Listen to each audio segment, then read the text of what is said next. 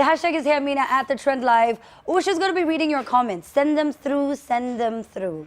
Now, the Poets in Autumn Tour is a tour that features the top Christian spoken word artists in the United States. And in studio tonight are the three talented souls who've used their talent of spoken word to convey hard-hitting, transparent messages that challenge and encourage you. They're not only here in Kenya to pay homage to the trend, but also to meet, some of the children that they have sponsored. So ladies and gentlemen, Poets in Autumn, welcome to the studio, guys. Hey, hi. what's up, what's Do you want to say hi, Joseph, from your end? Hi, hello, I'm Joseph. I don't know. I'm Joseph, I'm glad to be here. My first time in Kenya. I'm glad to be here. Great, welcome. It's Ezekiel from Los Angeles, California. I'm really, really glad to be here. It's an amazing station that we're actually featured on, so I'm happy. Thank you so much for coming through. You said LA, and I immediately thought of Nipsey Hussle. Oh yeah, he actually was shot 1 minute away from where I was living when I was in LA. Yeah. Oh wow. Yeah, so his daughter went to my school, my daughter's school. It was a really, really close thing for everybody that's in LA and then all across the United States, all across the world. Everyone, all across, because hip hop is a movement. Yeah. And even just above that, what he was doing for his community, which is what I think spoke volumes around the world. And the fact that, so many people, everyone spoke so highly of him. Yes. Yeah, definitely. He was Thank real you so deal. much. Yeah, you're welcome, Ezekiel. Sorry. Yeah. How you doing? Preston Perry. I'm from Chicago, Illinois. And like my brother Joseph, I'm just happy to be here. Yeah. You're welcome to Nairobi, Preston. I apologize for my colleagues and all of them bombarding you to take pictures. Oh, it's all good. It's all good. Thank you. And of course, it's all thanks to you that we have them in studio. Yeah, my name is Daniel Kamau. I work for Compassion, the organization that brought them here, as the public relations person. I'm happy to be here. Yeah. So you can tell people more about, why it is that they're here actually. Yeah, they are here because they sponsor some of the kids or children that Compassion sponsors. We exist as an organization, Compassion, to release children from poverty. That is our focus. That is what we do. And so how we do it is that we identify children through churches. We identify children, then we look for sponsors. We look for people who can sponsor them. And that is why this team is here, because they sponsor some of the children. And also, more than that, they are also here to inspire them, of course, through the talent that they have. Today, we just had an event at the Nairobi Baptist, and they did marvelous. Young kids, young people are excited, they are motivated. And that is basically what we are looking at. Yeah, Preston, how was it? Interacting with the kids, how was the gig? Today, the event was good, man. I was surprised how many people were there. The place was packed. They seemed really receptive to the poetry. So it's amazing to see how poetry has, flooded out of the United States onto other continents. So you got kids in Kenya looking at our stuff on YouTube. It's pretty cool. So yeah, it's pretty big. It was good. Now let's talk about your childhood for a bit, right? To inspire my viewers. My childhood? Your childhood. Okay. All right. So you could tell us a bit about it, and so I understand that it wasn't pretty easy. No, I grew up in a single mother household. My dad wasn't around. I grew up. You guys have slums in Chicago. We call them the ghetto or the hood. We still call them ghetto here too. Okay, yeah. So I grew up in the ghetto. I grew up in poverty-stricken area, crime. So I grew up, just doing what heathens do. Gang banging, smoking weed, selling drugs. Until the Lord, saved my life at the age of 19.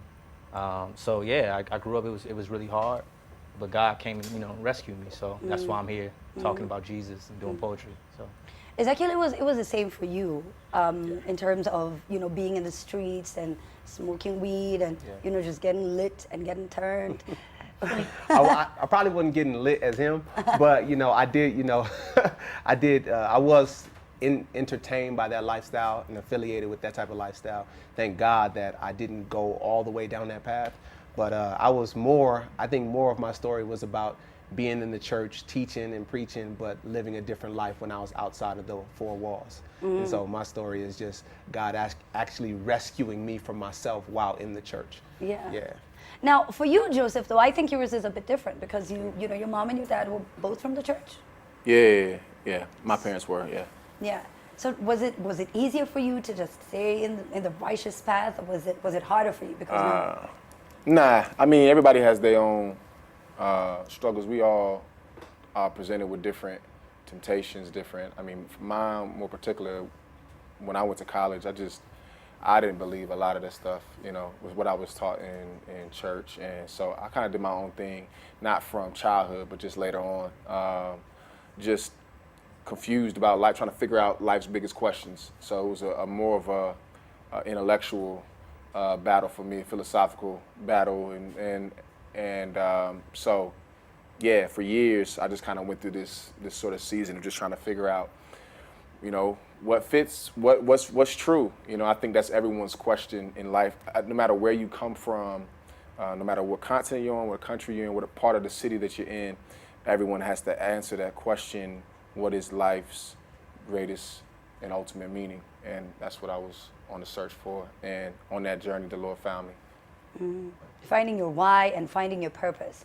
And I think it stresses a lot of people, and I think young people more so, because when they go online, they see people, you know, seemingly, they seem like they've figured out their lives and everything is going well for them. So there is an immense pressure coming from social media. How should they tackle that, Preston? I mean, how do you, as a young guy, you know, look online and say, oh, you know what, I'm going to try and just stay on my lane. I'm going to try and only keep at my own pace. Yeah, I think I think it's very important for people, especially young people, to get plugged into local communities, because I think local communities keep you intact with what's real. Because in actuality, you see a 5-minute clip of somebody's life, and you think you have the grand scope of their life, and that's why you think their life is perfect and your life sucks. When in reality, their life can suck, and you know what I'm saying, just as much as yours. But I think being in a local community, people who can remind you of truth, but also like not be so attached to the social media world, because I don't think it's real, you know what I'm saying, and I think that you need to be attached to things that's real, you know, That to is stay very grounded. That's true. So then you ended up in spoken word. Joseph, tell me, what drew you to spoken word? Well, I've been writing since I was a kid, and I've been on stage since I was a kid, whether it be through emceeing events in junior high, 8th grade. I started doing stand-up comedy, all that, but I had always been writing on the side. It wasn't until, ironically, I saw these guys, his wife and our other friend, she's not here, Jeanette, Genetics. I saw them performing on YouTube, and I never knew that you could perform what you was writing. And so seeing them inspired me. I started performing locally. I'm from Texas, so I was performing locally in Houston and started putting that stuff on YouTube. And next thing you know, we were all sort of running our own paths. I was doing my own thing. They were kind of together through this organization in LA. And then, yeah, Providence would have it, we ended up on the same tour. We've been friends for years. This is my first time touring with them though. So. And your videos have garnered millions of views. Yeah. I mean, something that you started off, you were like, oh, let me see how, you know, where this is gonna go. Yeah. And it's ended up inspiring so many people around the world. But when you put them up online, what's the one thing that you always want people to get away from your videos? Man, that's a good question. I mean, again, my sort of angle has always been sort of the intellectual angle of like, man, what is the ultimate meaning of life? And I'm always trying to, my goal is to challenge people to see things differently than they did before, to all the traditions and sort of things that you've been just assumed are true. I want to sort of say, hey, well, you know, is that really how things really are? Is that how God really has things to be? And you decide for yourself. So I just kind of come with a lot of word and scripture and information and different angles, and I say, you know what? I leave it to you to decide on your own. Because I think ultimately that's what God wants us to do is not to say that all truth is relative, but whatever the truth is out there, we must own it for ourselves and not get it from somebody else. That is very true. Well said. So now, Ezekiel, you're a family man. Yes. 5 kids? Yeah, 5 kids. Tell me, give me the secret, tell me the Man, story. It's not a secret. It's actually very well known. My wife has been pregnant all our marriage. We've been married for almost 11 years. And we just, I don't know. When you see my wife, if you see a picture of my wife, there you go. You'll understand. Yeah, wow, she's royal. beautiful inside and out. What? Yeah. The viral family. Yeah, so that thing went viral like 300 times. But that's my family, and they're sweet in real life. Yeah. Y'all really got these pictures going on. That's nice. Yeah, but yeah, I love my family, and it's bittersweet coming out here, seeing the beautiful kids and working with them. They remind me of my family back home, and it's just, okay, it's all too real to know that these kids have dreams and goals just like my kids, so it draws my heart to places like this a lot more. Yeah.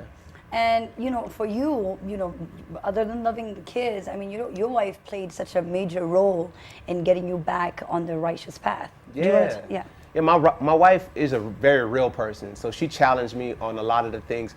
I'm Nigerian, so just there's a little bit in our blood that just wants to be a con artist, but the Lord brings us out of it. And so she got me straight, and she got me. I saw the integrity in her, and I was challenged to say, hey, look, if that's what Christianity looks like lived out, I want that. All right, so let's take a look at a video we have. And we get back and we talk. The hashtag Hey Amina at the Trend Live. Let's take a look. We get back and we talk. Before I met her, I was a beast. I was cursed with a curse that left me confined to this hideous form, this terrifying countenance. It consumed my innocence so much so that pure love was the only fairy tale I could ever remember. No identity, just a grotesque silhouette. No friends to be my guests, just victims. I confided in no one but loneliness until I started conversing with candles and clocks, which only deepened my despair, knowing that time was waxing away. You see, when worthy desires are reduced to a hunger for flesh, even the wilderness could smell like paradise. Cause what some call dates, I called hunting for prey. I even had damsels flashing me with their voluptuous compromises. Fulfilling my National Geographic fantasies, I always wanted a girl gone wild. So what on earth would cause a So this piece, Beauty and the Beast, is like a three-part metaphor that starts off talking about the story. It sounds like the story of Beauty and the Beast by Disney, but as it continues, you realize that I'm talking about my wife, and she's Beauty and I'm Beast. And when I approached her, I was very rough around the edges, and like I said, she basically confronted me with this love that was just unexplainable. And when I go down to the end of the story, I tie that story into how we are beasts, that God, with his matchless love and grace, found us in our beastly state and transformed us and gave us new life. So that's it. Yeah. Ooh, yes. Amen. Praise God. What?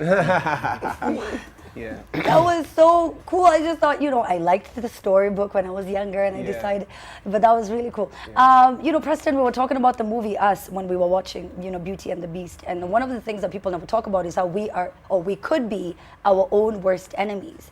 The brain produces more than 86% negative thoughts about yourself. Yeah. That's a lot. What is your advice to all of the young people who are watching right now who constantly stop-start? You stop yourself before you even begin because you already think you're not good enough because other people have told you, and you constantly bring yourself down. What do you tell them? Man, I'll say, man, search and try to find out the creator that created them.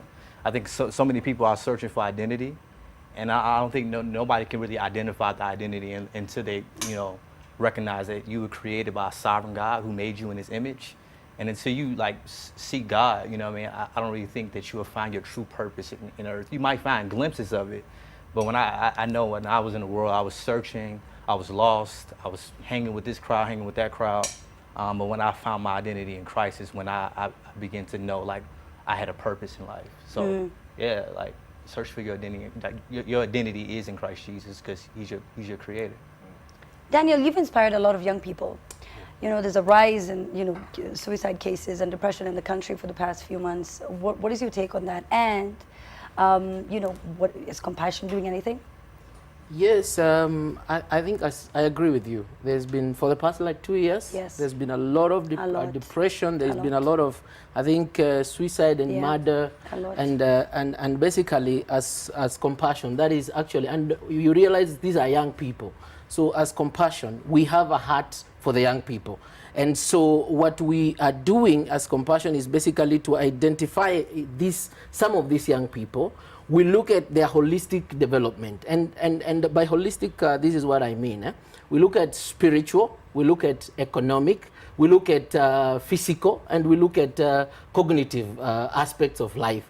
And so when we do that, ensuring that these young people are able to thrive or to do well, because some of these things are basically because somebody does not have finances, or maybe somebody is struggling spiritually because maybe of things that have not gone right in their lives. And so Compassion, we are there, and we are doing it to ensure that we are able to work with young people in this journey. We are able to motivate, we are able to inspire them through, for example, what again I said they came to do. So we had like around 2,000 young people. And these young people, by the time we are leaving, I believe some of them are inspired. They would want to venture into poetry. They would want to do things basically by looking at their lives. So we are excited about that, and there is something that we are doing. All right. Yeah. Thank you so much. That is right. You're right. So now they'll know how to vent, Exactly. right, and how to Exactly. just to talk about what it is that they're going Exactly. through. All right. So thank you so much. We could go on and on and on and on and on. I had so much research. It's okay though.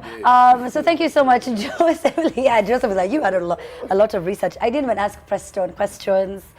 I have some questions about you, Preston, but it's okay. I won't ask. But thank you so much, guys, for coming through. Thank you so much for, prioritizing, inspiring the young, generation that's coming up. There's a lot of hopelessness, and it's good that you guys are giving hope to the world. Thank you so much. Find out more on our social media. We're going to be back. You're watching The Trend.